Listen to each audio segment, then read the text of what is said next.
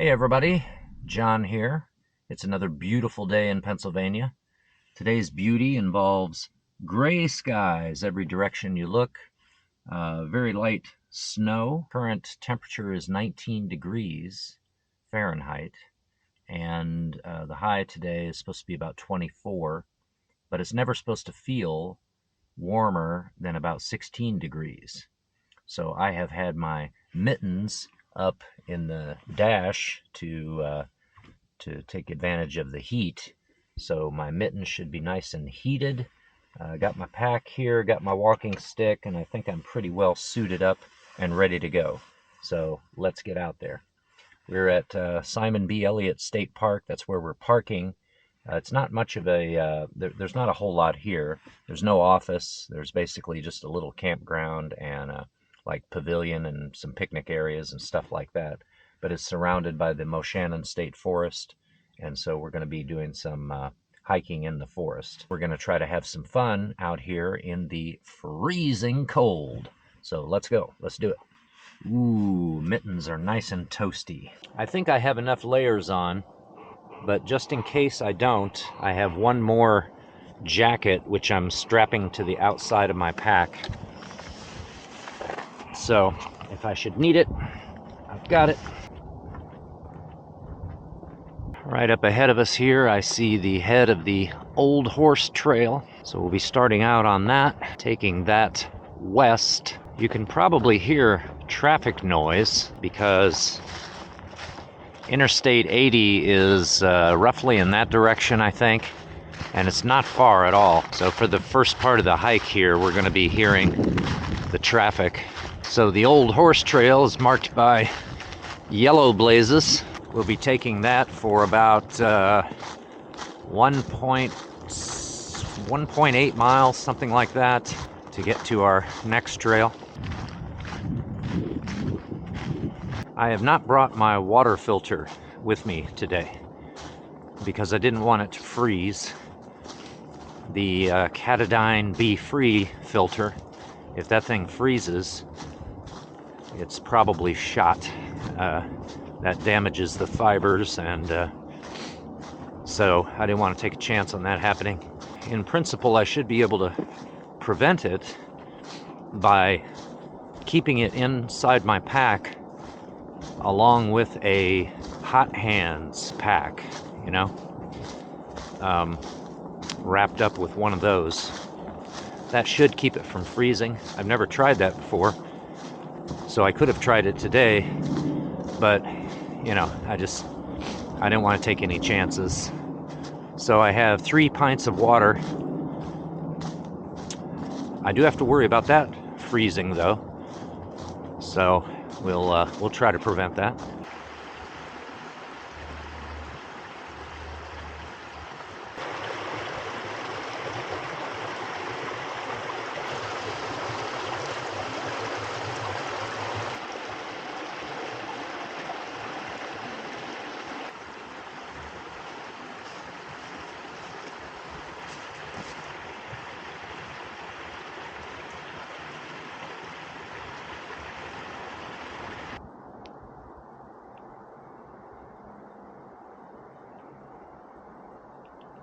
So there is a roadway right up there, and Interstate 80 is there somewhere. So I don't know if that's a ramp or if it's a crossroad.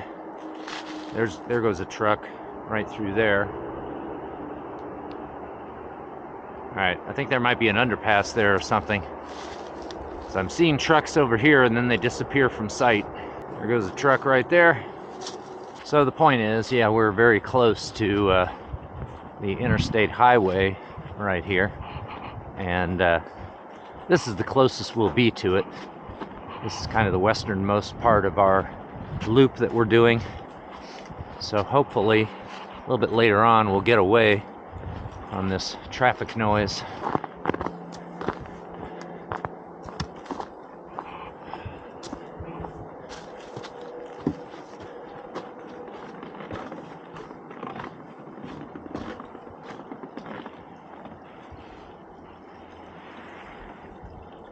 We'll be looking for a spot somewhere that we can stop and take a break and have ourselves a nice brunch, which we will cook.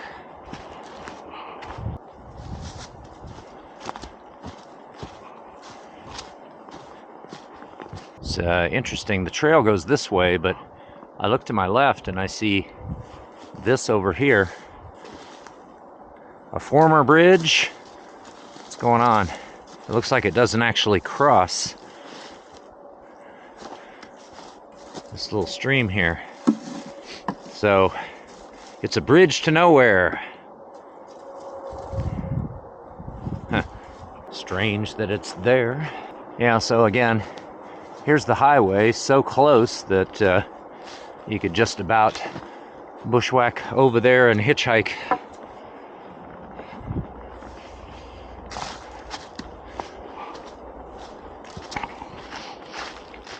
Okay, so we've gone about 1.7, 1.8 miles, and we come to the junction here, a four-way crossing.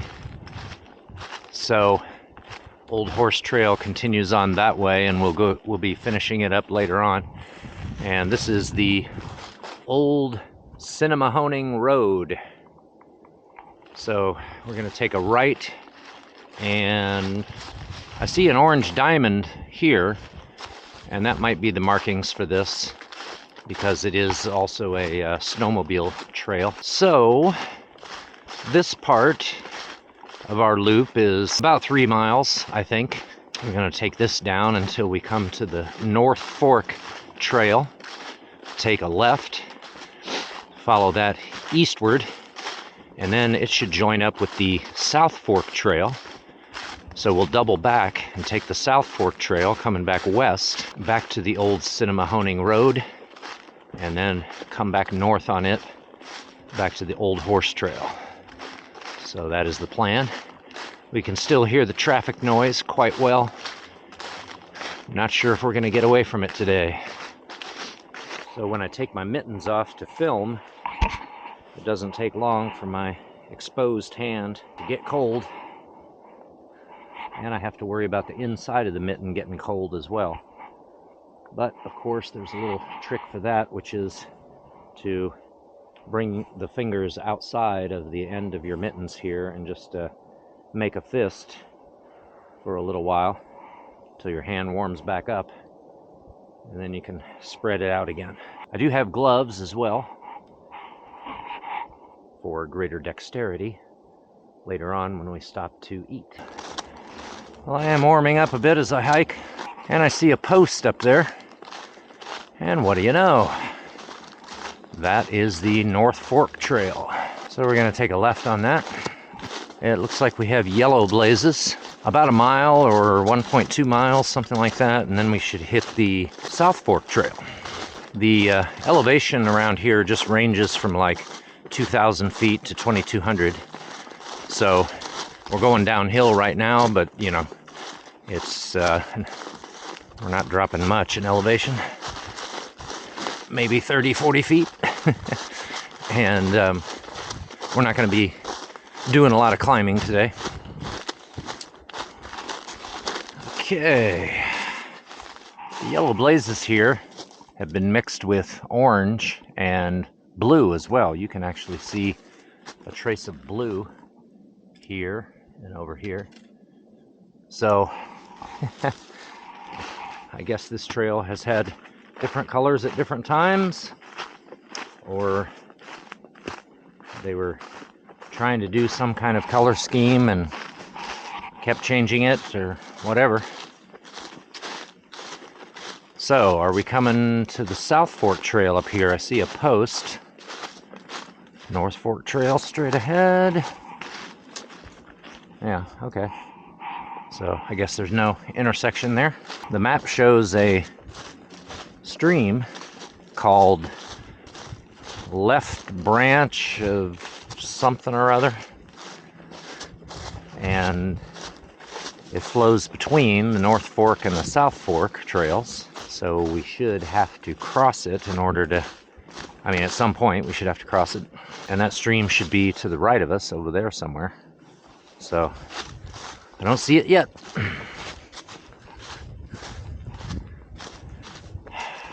All right, there's the next blaze, and it looks like the trail goes pretty much straight on. But I look over here, and I happen to notice there's, that looks like an orange blaze on a tree, and that looks like a yellow or gold sort of blaze. And I also see pretty prominent, like gold blaze right down there in that tree. So, are we turning that way? Let's see, what's going on here? Oh, is that a post? Maybe this is our junction, and maybe this is our stream right here. Let's see, that says Doctor's Fork Trail. Doctor's Fork Trail, that way. Okay, South Fork Trail this way. So that is the yellow blazes we were seeing. All right, so this is a junction. And our stream, where's our stream? This little thing right here that's pretty much dry? Or do we cross it down there? Okay, so this way is something called Doctor's Fork Trail, and you can see a very big gold blaze and a smaller yellow one. And down here, big old gold blaze.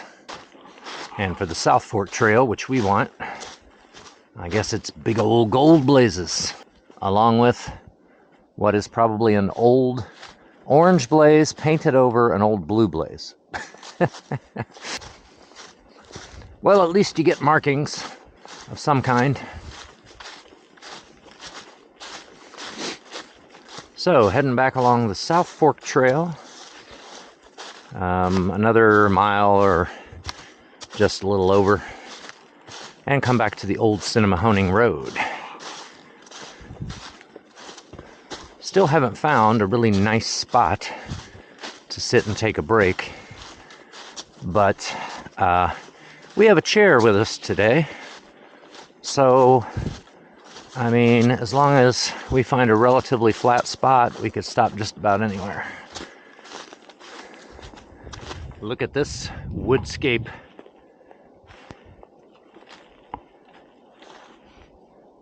Looks like Tunguska around here. Every direction you look, just as much horizontal wood as vertical wood. What is the meaning of all of this fallen wood everywhere? Wow. Did something happen here? Tornado come through or something?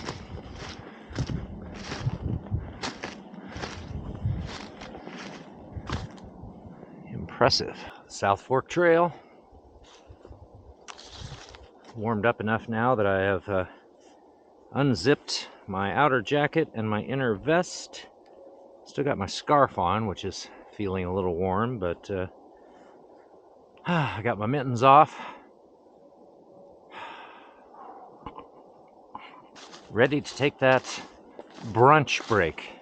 I say brunch because I don't know what time it is, but it's probably before 10 o'clock. And breakfast before I left the house today consisted of a bit of cheese, a slice of peach, and some trail mix. That was my breakfast. What do you want? Don't judge me. Well, guess pretty soon we'll be back to the old Sinnemahoning Road, and that being pretty wide, you know, old road and all, I think we might just take a break right in the middle of it. The traffic noise is getting more noticeable again. Okay, we got to the end of the South Fork Trail, which is also the southern end of the old Sinnemahoning Road, or old Sinnemahoning Road merges into a paved or a gravel road. I couldn't tell which because it was covered with snow, but the two trails meet right there at that road. So we came back north on the old Sinnemahoning Road, and we're coming back to the junction with the Old Horse Trail. I was gonna stop and take a break, you know, right in the middle of this path because it's nice and wide, and I'm ready for that break, but I'd like to get farther away from the traffic noise, if possible. So as we go east on the old horse trail, we should get a little farther away from it. Maybe. We'll see. We have less than a mile to go on this trail, and then we hit the Rattlesnake trail. We'll take a left on that and just go a short distance, which will bring us to a forest road, and we'll take the forest road back to the car. So sometime between now and then, I'd like to take our break. Now, I remember on the park map there was some mention of rustic cabins. Wonder if that's what we've got up here on our left. I see a vehicle over there, and then I see that's either a cabin or some kind of pavilion. Oh, and then there's another vehicle over there and what looks like a cabin next to it. So maybe there are cabins you can stay in there. Now this, let's just step over here and take a look at what this is.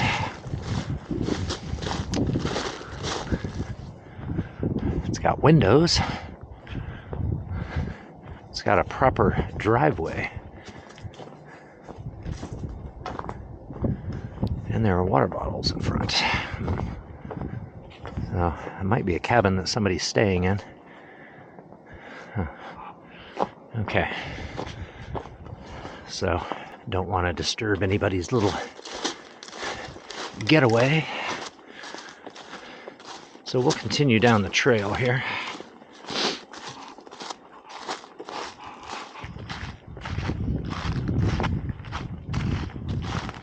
Okay, we've come to the end of the old horse trail. So here is the Rattlesnake trail. So those markings tell you old horse trail is done. So Rattlesnake trail left and right, and that's probably the end of it right there. Just goes to a forest road. It goes off to the east here, and it looks like it has yellow blazes. Into Moshannon State Forest to parts unknown. I don't know where it goes exactly, but I assume it connects with some other trails off to the east somewhere. And since I don't want to take our break along a forest road, let's actually take a right here and go down. Well, we could go down this way, or we could go over here. Over here looks like possible spot where we could be off the trails and just sort of be. It's interesting. This is still some kind of path, or appears to be, even though it's not the old horse trail anymore. It's an old road of some kind. I guess just about anywhere here would be fine to set up and cook our meal. We gonna cook a meal. Yeah, this keeps going. Just an old road. Guess I'll set up by one of these rocks or stumps, so I'll have something to put my camera on. As soon as you stop, you can count on getting cold pretty fast. So we're gonna zip back up.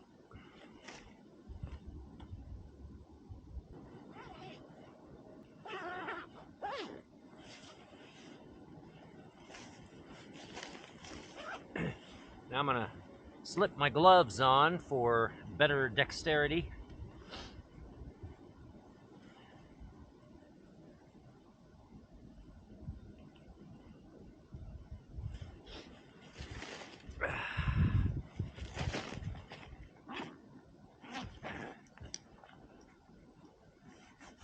And guess what? We're gonna be able to sit down because I have a chair. This is the Helinox Chair Zero. I saw Jeremy 78 using this, and then I got to see it in person and sit in it, sample it, and I said, old dude's got to get one of those. So this is a single piece here. the frame, which is almost foolproof as far as ease of assembly. I mean, the rods have cords, right, that retract, and you just put each of the rods in the hole that it's nearest to. So, I mean, you could almost just throw this thing on the ground and it would pop into place.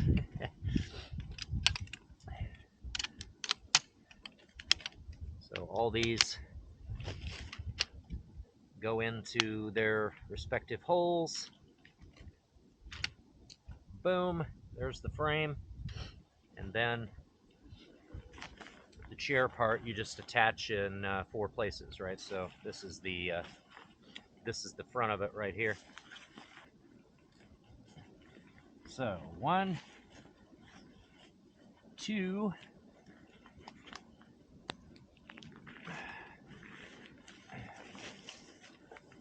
3,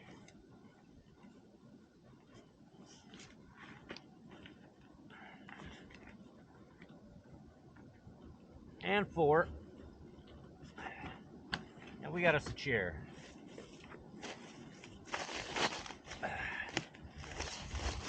Oh yeah.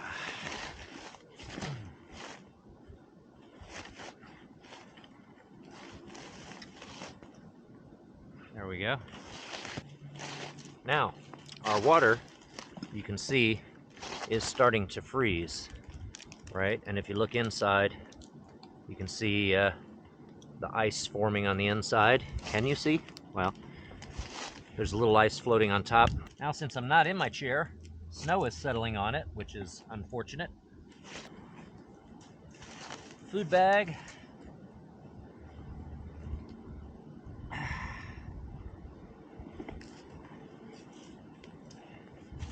And stove.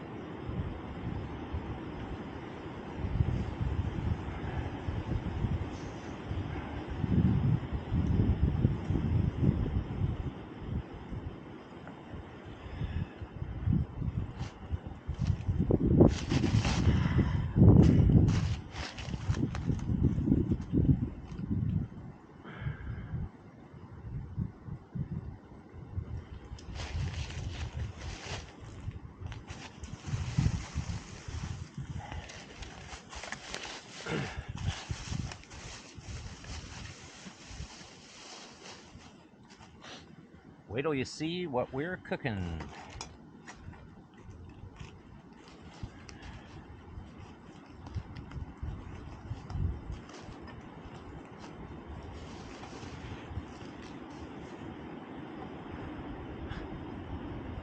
Gonna try to cook in this.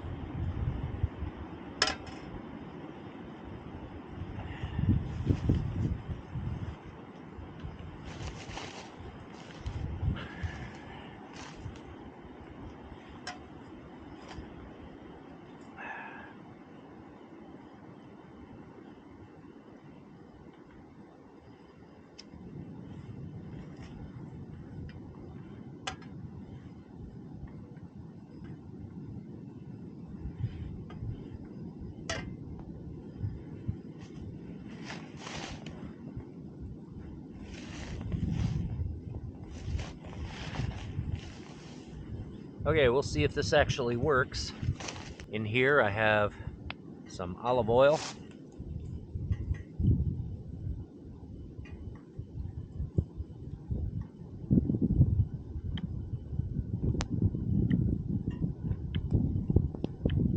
I'm gonna put quite a bit in there.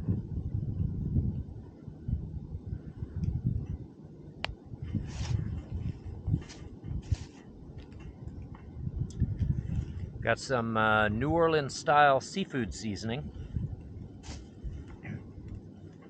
And we're gonna try to cook up a little salmon fillet.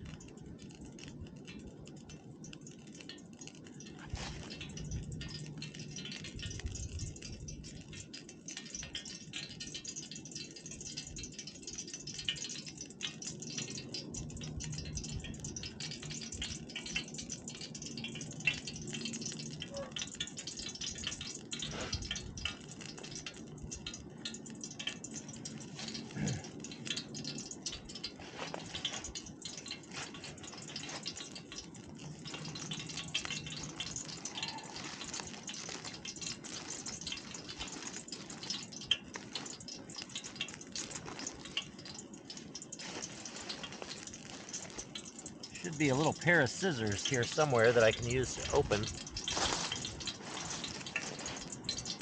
package.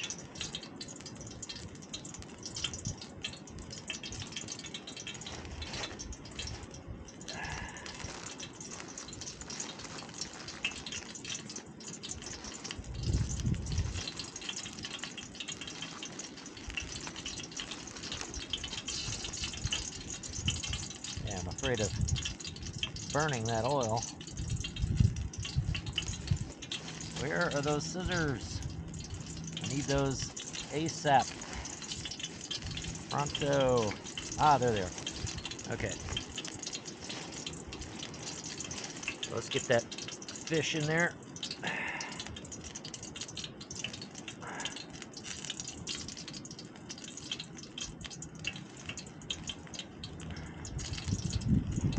Okay, I had to switch my camera battery from the standard battery to the booster, a process which did not go smoothly and took a little while, and I've had my gloves off the whole time. So I have my left hand in my pocket, balled up and rubbing it against my thigh to warm it up, and I'll need to put my gloves back on pretty soon. But anyway, so you didn't get to see me putting the salmon fillet into the skillet here, which I guess I need to turn up the heat on, and also the olive oil is not in there sort of evenly. I've got some spinach right here. So we're having potatoes, spinach, and salmon. But, you know, with this kind of burner, the heat is mostly in the middle. So I need to move it around, and I need to get creative here. I should get a diffuser like Syntax 77 has. It's basically like a disc, a flat thing with a handle that you put underneath the skillet, and it diffuses the flame, right? So your heat source, it evens it out so that it spreads it around the bottom of the whole skillet instead of it being concentrated in one place. So that'd be nice to have. But we're going to try to make this work anyway.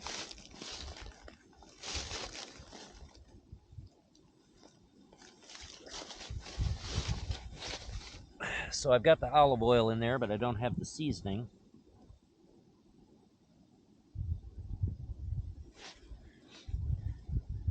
I'm going to turn the heat up.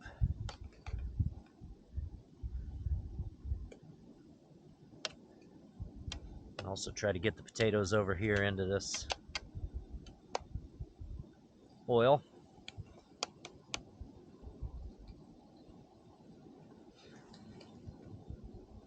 The spinach just needs to be heated, and I suppose the potatoes are edible as they are anyway. They're sliced potatoes from a can. So I didn't get to show you my whole setup, but I had the potatoes just in a little baggie and the spinach in a little baggie. So I just dumped them all out in here. The only utensil I have is this. And here's a bit of seasoning. So let's go ahead and, this is basically the seasoning for everything. New Orleans style seafood seasoning.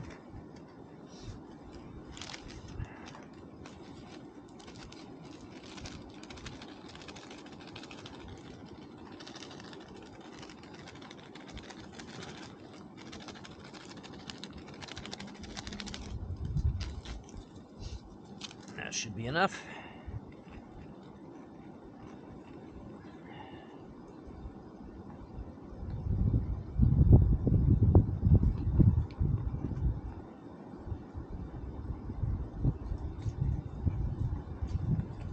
Since I was messing with the camera, I haven't really had a chance to just sit and work on this.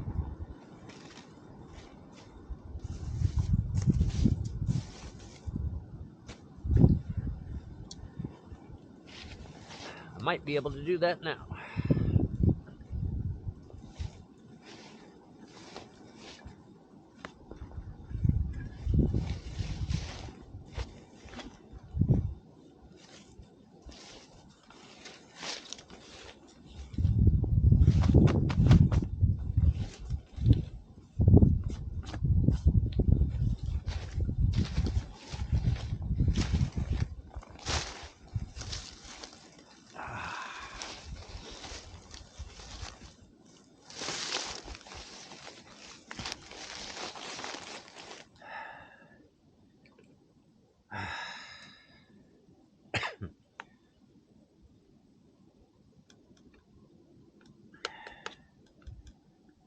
I don't think these potatoes are going to get brown or anything.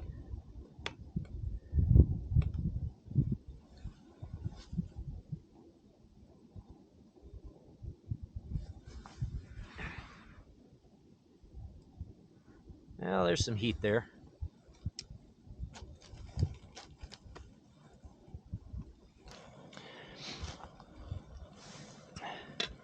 I see a little sort of bubbling, and the salmon fillet is trembling a little on this side. So that's a good sign, right?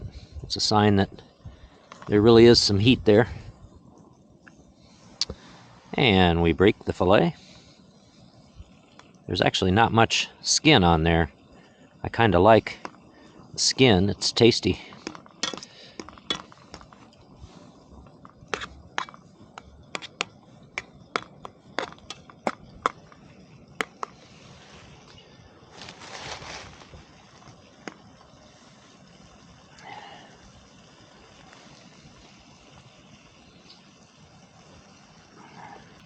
Let's try to get the oil to come back down toward the center a bit.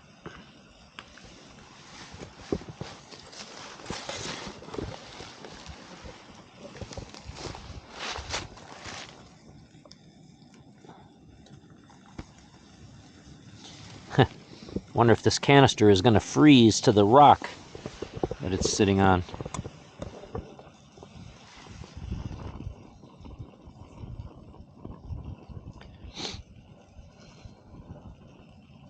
And I wonder if I'll end up using the rest of my fuel just trying to cook this.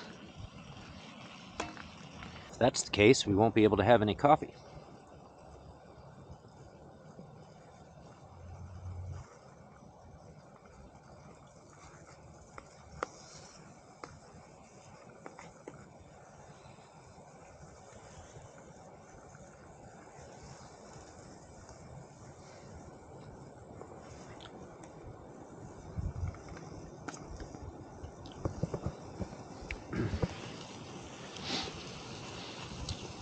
That is looking cooked to me. And these potatoes, you know, again, I mean, I think they just pretty much need to be heated. Yeah, they're actually pretty good. And they are hot. So how hot is the spinach?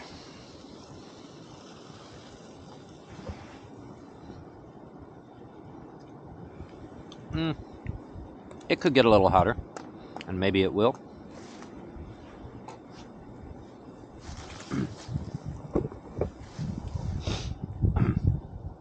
So I have to say, this was kind of an experiment, and it looks like it has worked well. I'm kind of surprised.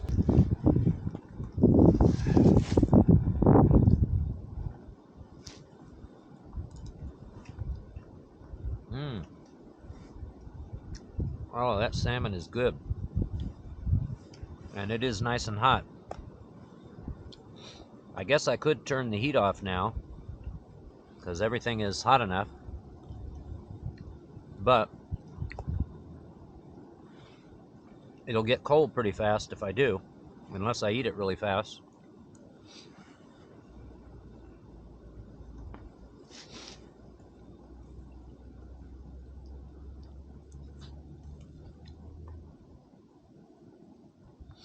Mmm. That is good.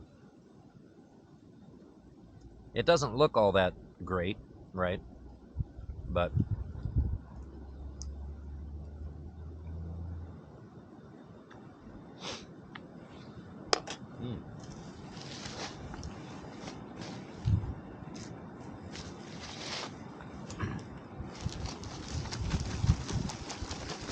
tastes good though.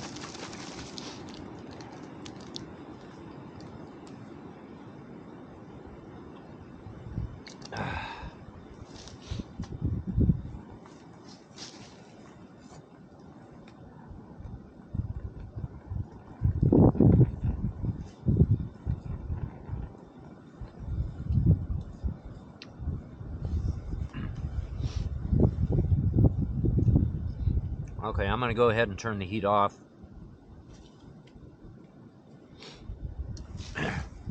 We'll just try to eat it before it gets cold. I think I should be able to eat it all.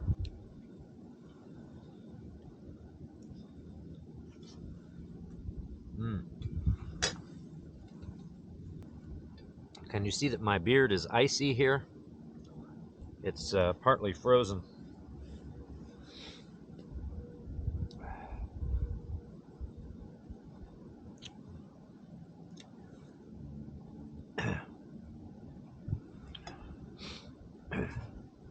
As far as warmth, I'm quite comfortable except for my fingers. My fingers are still pretty cold. So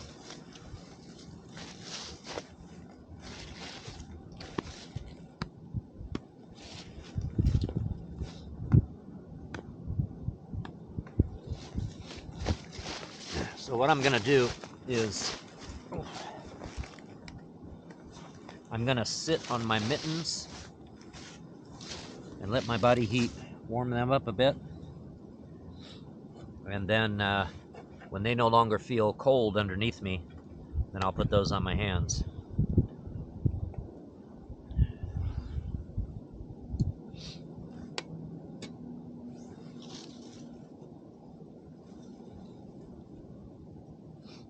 Look, there's an acorn down here that we could have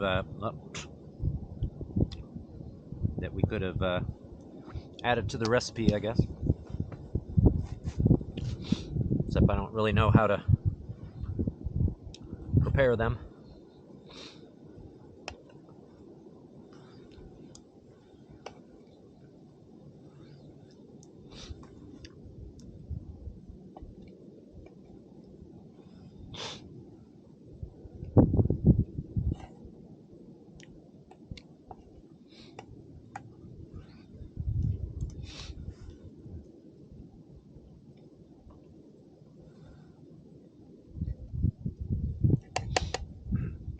All the stuff that I took out, as we sit here, it's getting snowed on.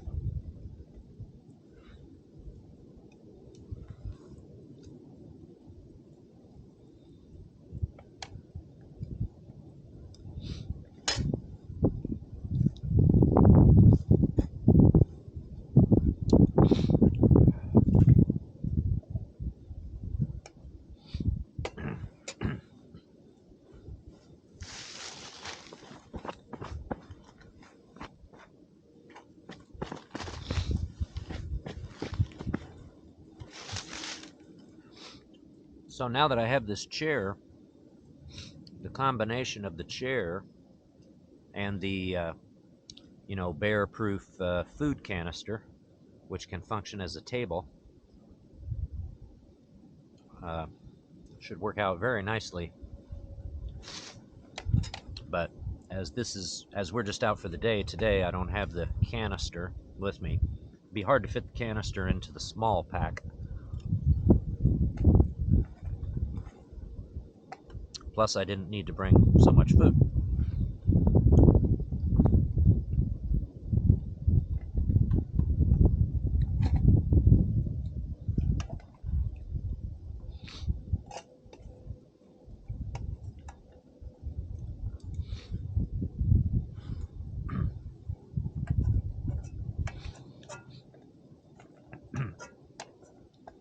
At this point, the spinach is cold. Shouldn't surprise anybody who eats spinach, because that gets cold fast anyway.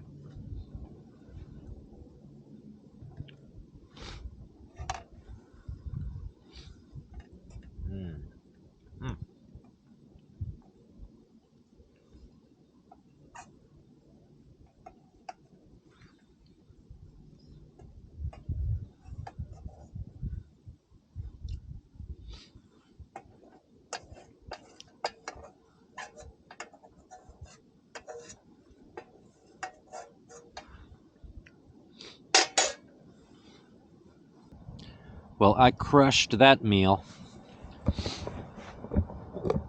That was really good. I mean, that was better than I was expecting. I was just expecting sort of basic, you know. I said, okay, here's the ingredients. Yeah, you know, that'll make something that's edible. But it was actually really good. With the olive oil and the New Orleans style seafood seasoning, that was really good with the potatoes and just the whole combination. It's good stuff. So now should we try to make some coffee? We have the fixins, and we got the stove right here, so why not?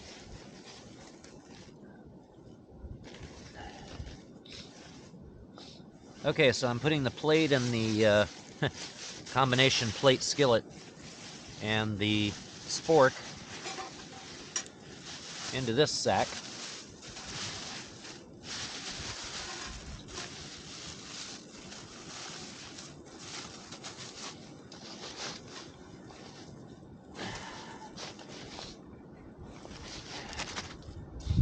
And we'll put that in the food bag.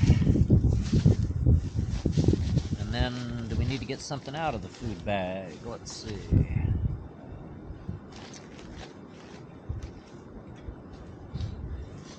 Well, is the coffee in here? Yes, there it is. Oh, I guess might be good to get the spork out for measuring out the coffee.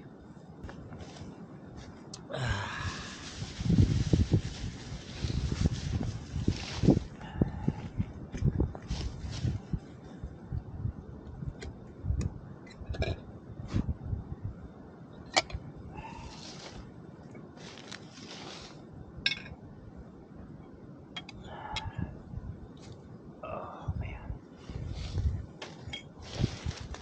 Let's see how the mittens do now.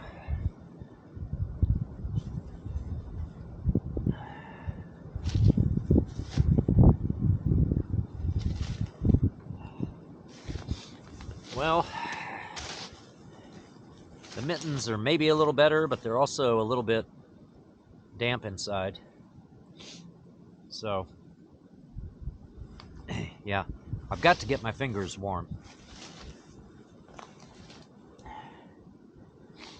And I think maybe the stove is the best way to do it. So,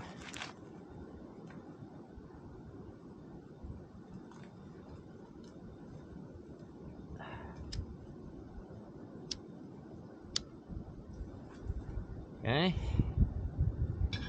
Now we got nothing in the pot yet, but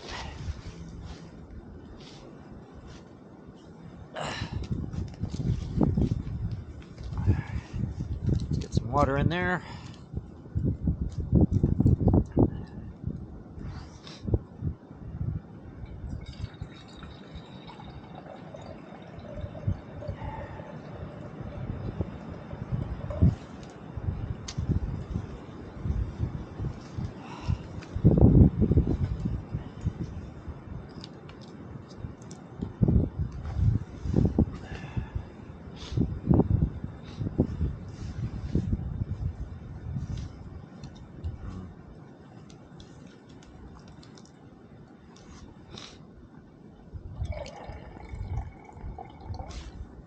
We'll go with about 10 ounces of water.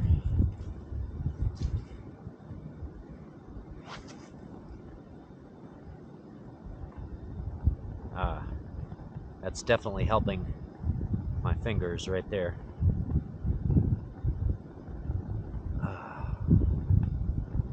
Whew. Okay. Other hand.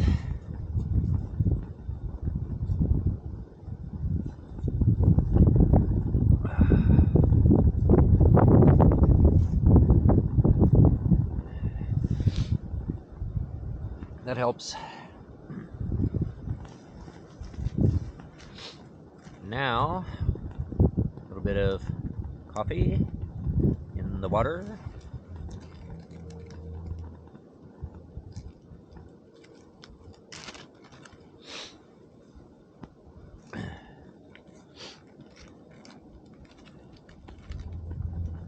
About 1 scoop.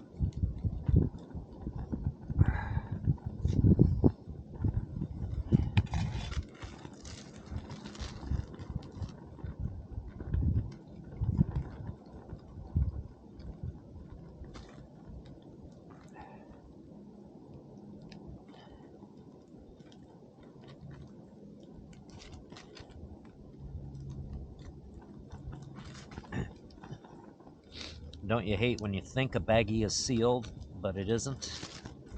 Especially, you know, if you spend about 20 seconds very carefully pressing along the seam, and then you check it and it just comes wide open, just not even partially sealed.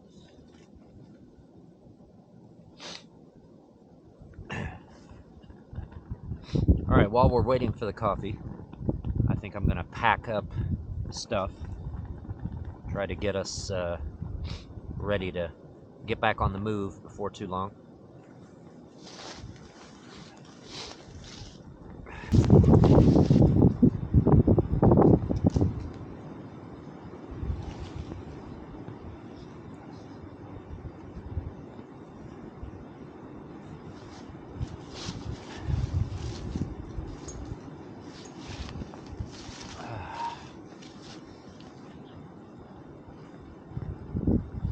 Well,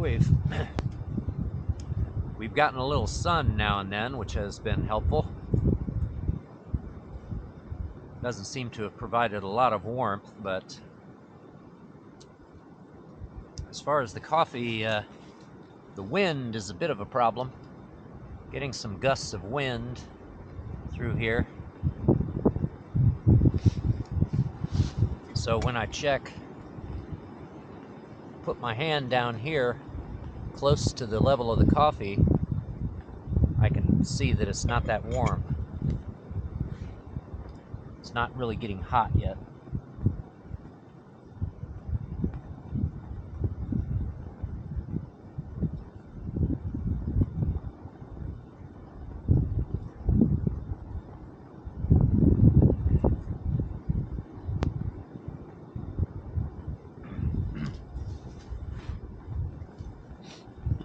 So for clothing today, I have a base layer on, and if you're not a hiker or an outdoor winter person, you may not even know what that is. Basically, it's sort of what it sounds like. It's a base layer of clothing, a thin pair of long pants and a sort of thin, snug pair of long pants and long sleeve shirt. So you put those on first underneath the rest of your clothing. And so then I have my jeans, my trail runner shoes, 2 pairs of socks, 2 dry pairs of socks in the backpack as backup just in case. Up top, a t-shirt, a jersey shirt, a fleece vest, and then the puffy jacket. And then the gloves and mittens, and the hat, and a scarf also. So that's my clothing, and it's worked out fine. I did bring along the extra jacket just in case, but haven't needed it. So the biggest problem has been keeping my fingers warm, especially if I were to just hike and not, cook or make coffee or whatever, just hike in my mittens and not film. If I wasn't doing things with my hands, there'd be no problem at all. But just because I'm using my fingers for stuff. That's caused the issue. When the coffee is ready, I'm gonna drink it out of this cup that I brought along. Stainless steel REI cup, 12-ounce cup. It's fairly light. It's not too heavy to take along, but I still wouldn't take it probably on a multi-day hike. Also, I think this hat is not my best hat. It looks like it's pretty warm, but the blue one that you more often see me wearing, that one does a better job. And also for overnighters, that blue cap is better because I can sleep in it. I can, pull it down as much as I want, and it's comfortable when I'm laying down. So it's just an all-around better cap.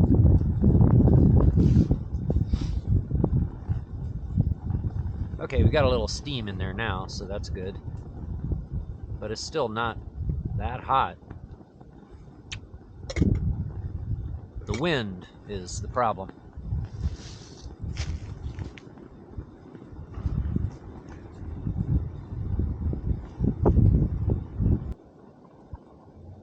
I hear the revving of some vehicle, pickup truck or something. But it's coming from that direction, which is north.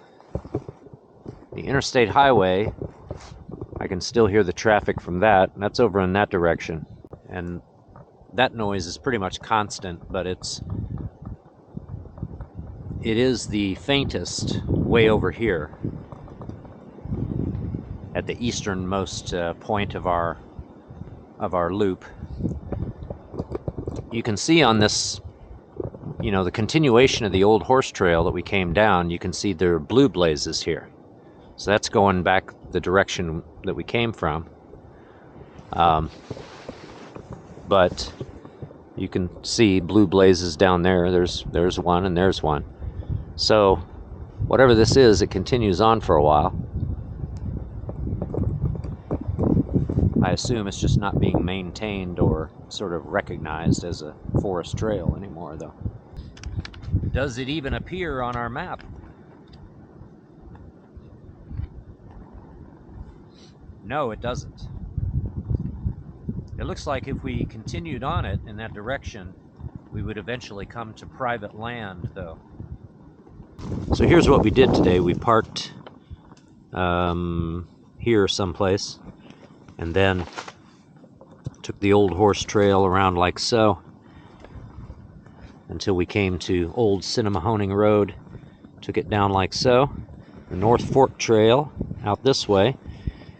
And then here's the South Fork Trail. Evidently where they come together is the Doctor's Fork Trail. And the stream that we were looking for is the left branch of Doctor's Fork. We never really saw much of a stream. It's supposed to be one over here as well. I guess that's the right branch of Doctor's Fork. But we came up South Fork Trail, back to Sinnemahoning, old Sinnemahoning Road. Then up this way, back to the old horse trail, to the end. And then we continued straight. So we're over here now, someplace. So we'll go back to the Rattlesnake Trail, take that to Crystal Springs Road, and then just walk that back to the car.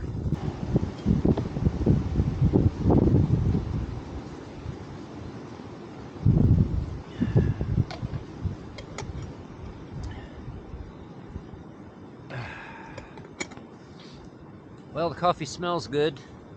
I'm not sure it's as hot as it needs to be, but I don't know if it's going to get that hot because these gusts of winds that keep coming through here are making it a problem.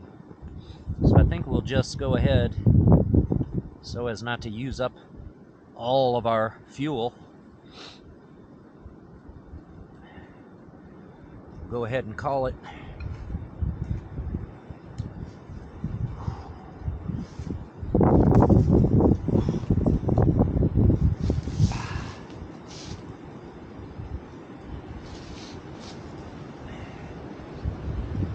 All right, we're gonna go with the fingers in the pants pockets.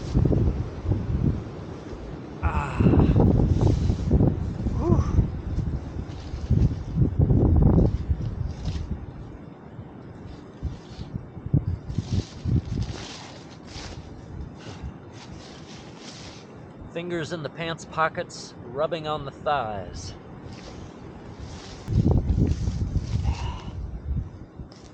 In the meantime, let's sit on the mittens. Can I touch this with my bare hands? Yes, I can. And that will help a lot too. Oh, there we go. Ooh. Ah. Ooh. Ooh. It's hot, but oh yeah, that helps. Ah. Ooh.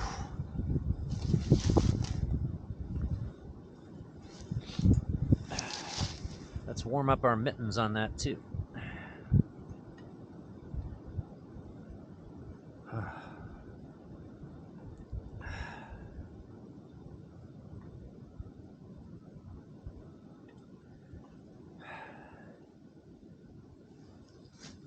Okay.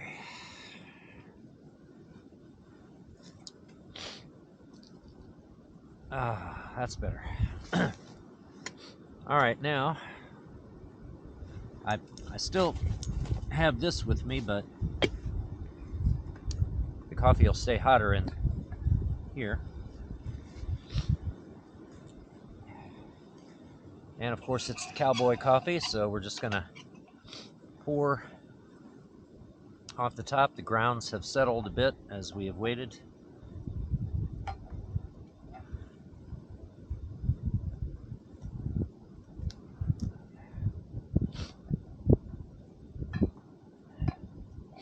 Looks like quite a few are still going to come out though, so.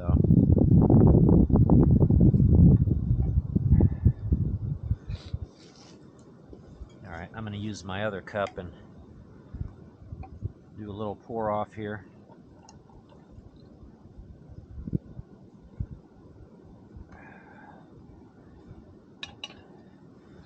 One pour and two pours.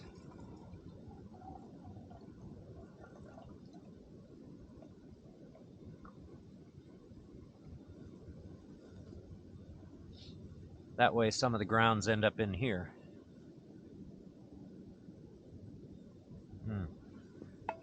Well, it could definitely be hotter, but it's the best we could do.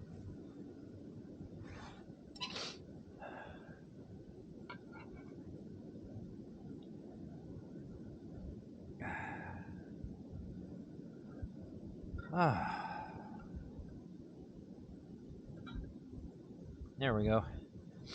Most of the grounds still in the bottom there. Some of them are in this cup, but they will settle as we drink.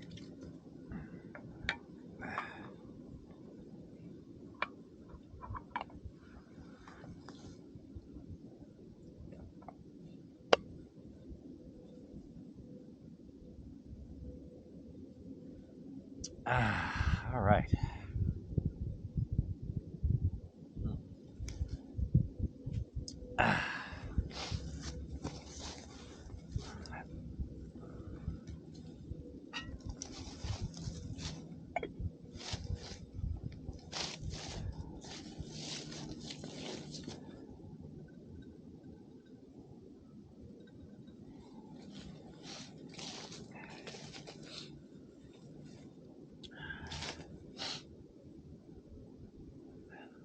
Armor All cloth.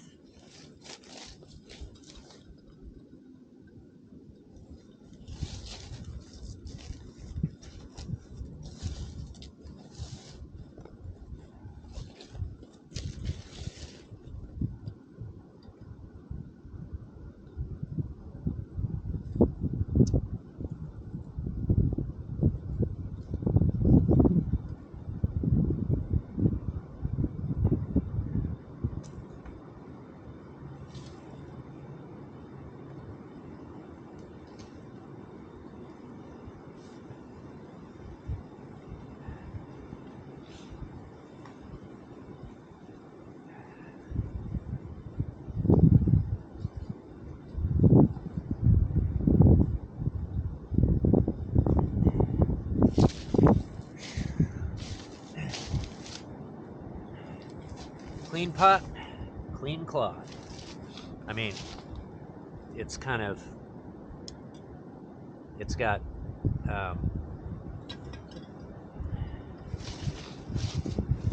sort of what look like stains from the grounds, and it's a little bit damp in those places, but still you don't have a bunch of grounds stuck to it. I mean, it's relatively dry.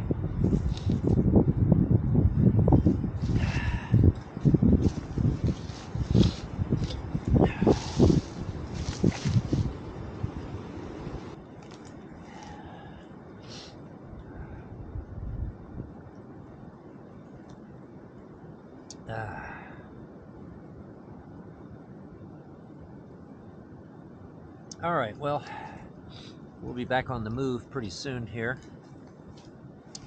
My feet are starting to feel a little bit cold. Nothing serious.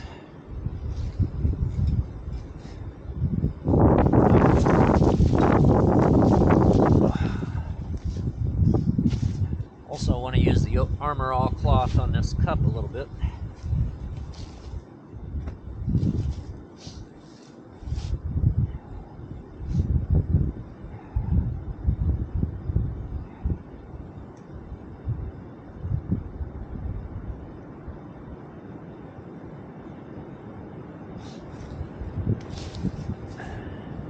There we go.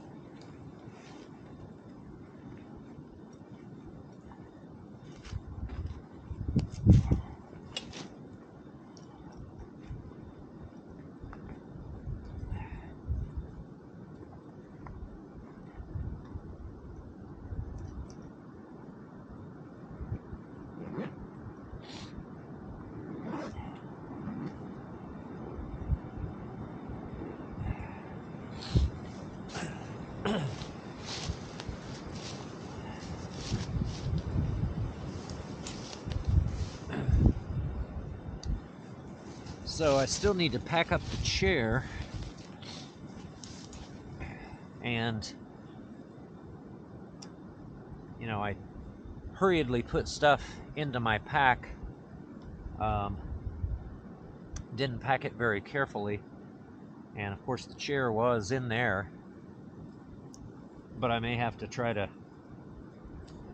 attach it to the outside of my pack for the rest of our hike here, which is only a mile or so. I don't think it's, I don't know, maybe a mile and a half. So we'll be back to the car before too long. So maybe I can just stuff the chair, where I have the jacket there. I don't know.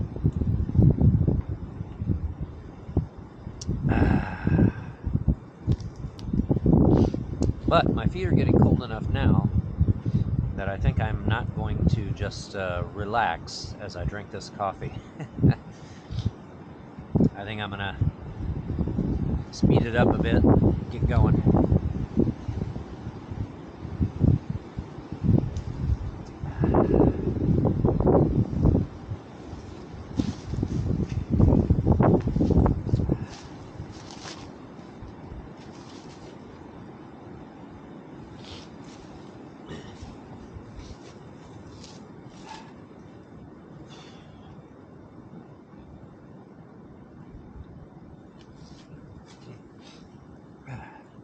Got to get moving again to generate some warmth.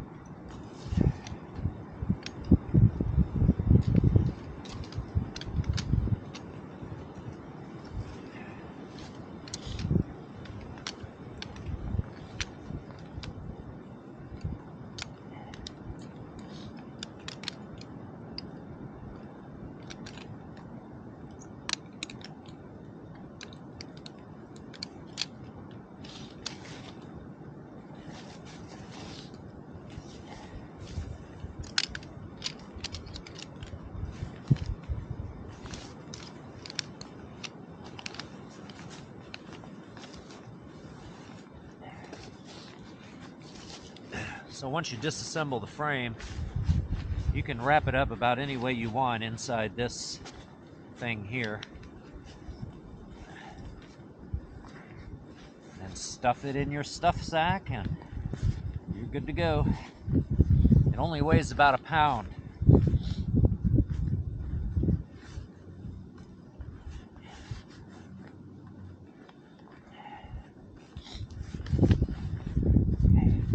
And it's very easy to put in the stuff sack when you're not wearing mittens.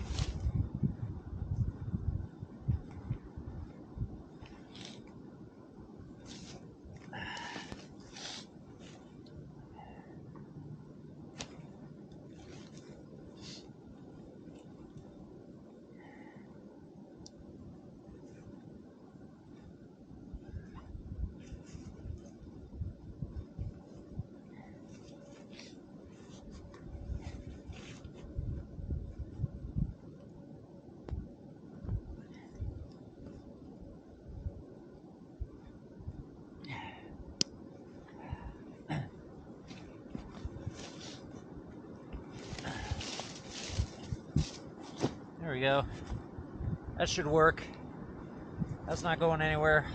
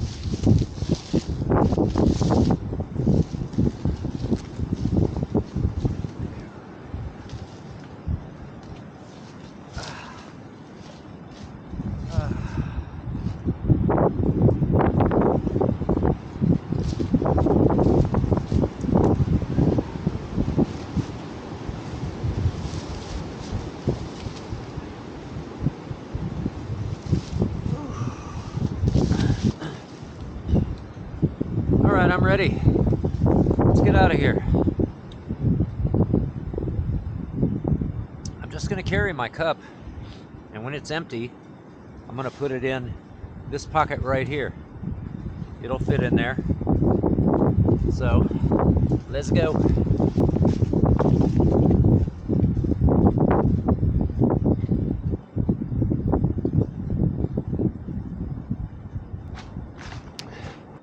Okay, here we are back to the Rattlesnake Trail. Left and right.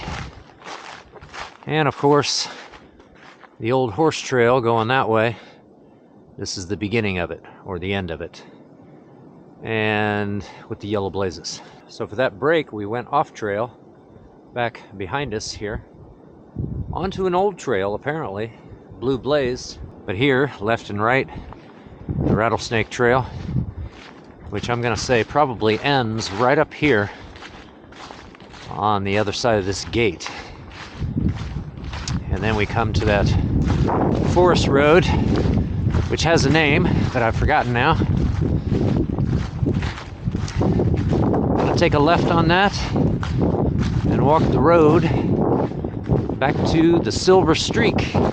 Still got my coffee right here. Still sipping on it. It's no longer warm exactly. Now it's lukewarm. Soon to get cold, I think.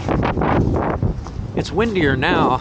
When we started out this morning, I don't really recall it being very windy. It seemed like it was pretty calm. And we've got more of these gusts of wind since partway into that break we took. About halfway into that break, that's when we started getting the wind. And that wind is cold. Okay, Crystal Springs Road is what this is. Left and right. And I believe this is the end of the Rattlesnake Trail. And that says CPL Trail. CPL Trail, I don't know what that stands for.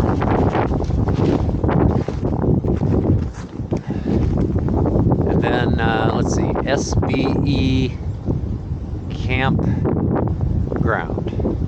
Oh, Simon B. Elliott Campground, this way, yeah. Okay.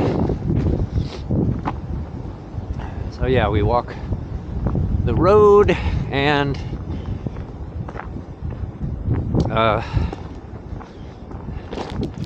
I'm sure it's not more than a mile. I'd have to look at the map to get a sense of how far it is, but not too far. All right, snowmobile trail crossing right here, going that way. And I think maybe that lines up with the old Sinnemahoning road that we were on earlier. Not sure, but we're coming into the state park now, and so you can see over to our left is like a picnic pavilion type of thing. Looks like there's another one back that way. And here's a little drive. Maybe this drive to our left, maybe that goes over to those rustic cabins that we saw earlier, which would be over in that direction somewhere. I don't see the vehicles, though, that I saw earlier. But I think it seems like they were over there, those cabins. But anyway. And then we have a few buildings right here. I'm not sure exactly what these are. I know there's no park office here. It's just a small state park. It has a campground, which I think is closed now. And it has these rustic cabins, you know, picnic areas, and that's about it. See quite a few picnic tables over there to the left. Another pavilion back in there. And several snowmobile trails. Oh, and I see the Silver Streak over there to our right. Okay, so we go down here to the stop sign, take a right, and back to the car. Woo.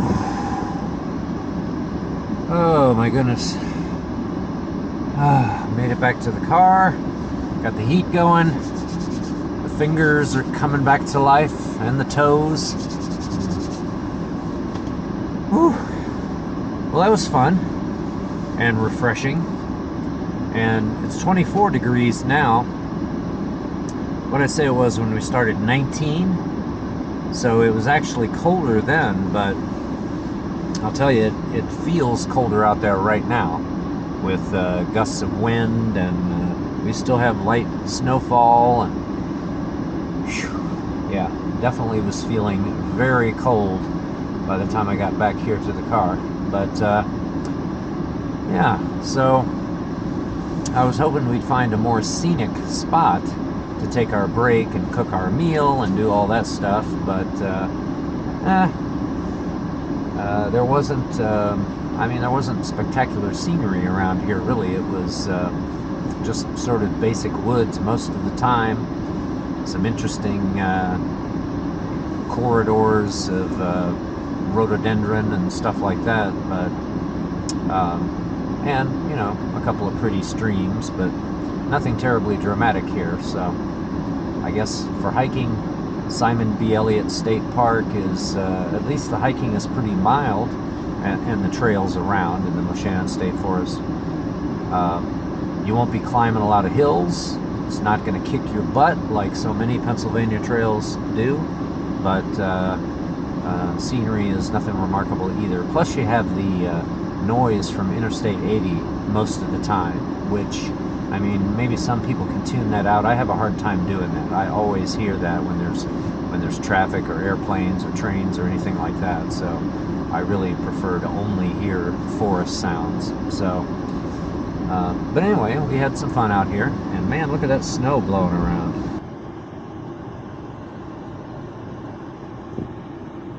All right, well, I'm going to enjoy my heated car as I head home, and so thanks for watching.